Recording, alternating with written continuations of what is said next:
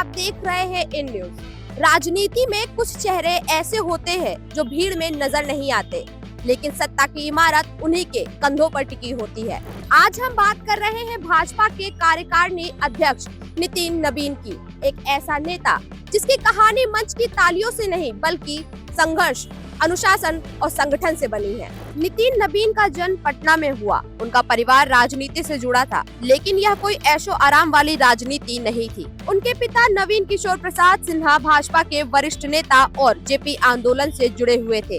JP आंदोलन जिसने सत्ता से सवाल पूछना सिखाया और राजनीति को सेवा का माध्यम बना दिया। नितिन नबीन ने राजनीति को घर में देखा जरूर, लेकिन उसे जीना उन्होंने बाद में सीखा। नितिन नबीन ने अपनी शुरुआती पढ़ाई दिल्ली में की। उस दौर में ना कोई बड़ा राजनीतिक पद, ना कोई चर्चा, एक सामान्य छात्र जीवन। लेकिन किसे पता था कि जल्द ही जिंदगी उन्हें इतनी बड़ी जिम्मेदारी सौंपने वाली है। साल था 2005 जब जिंदगी ने सबसे बड़ा इम्तिहान लिया। साल 2005 नितिन नबीन के जीवन का सबसे कठिन मोड़ लेकर आया। उनके पिता का अचानक निधन हो गया।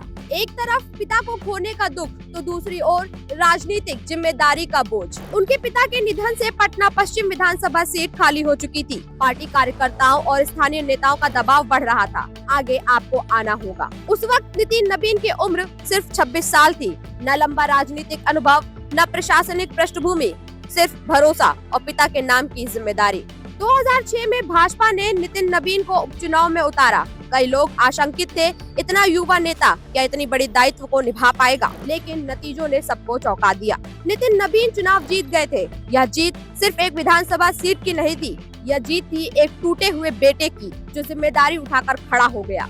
इसके बाद नितिन लगातार आगे बढ़ते रहे। 2010, 2015, 2020 और हाल के चुनाव नितिन नबीन लगातार जीतते चले गए। खासतौर पर 2015 का चुनाव, जब भाजपा को बिहार में करारी हार मिली, तब भी नितिन नबीन अपनी सीट बड़े अंतर से जीत गए, जो यह साबित करता है कि उनकी राजनीति सिर्फ पार्टी लहर पर नहीं, जनसंपर्क और भरोसे पर टिकी है।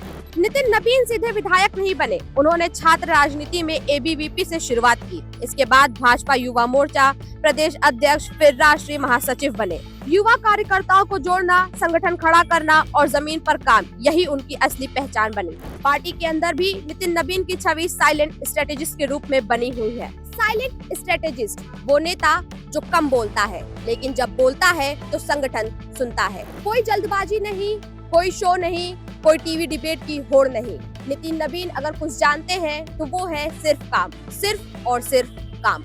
मंत्री के रूप में नीतीश कुमार की सरकार में नितिन नबीन को पथ निर्माण, शहरी विकास जैसे अहम विभाग मिले।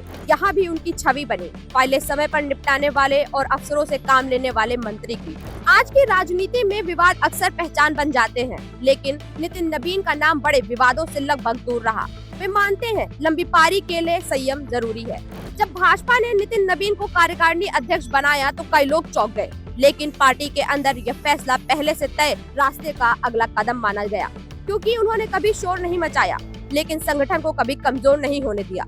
राजनीतिक जानकार मानते हैं नितिन नबीन भविष्य की राजनीति का संकेत है, ऐसे राजनीति जो प्रचार से नहीं परफॉर्मेंस से चलती है।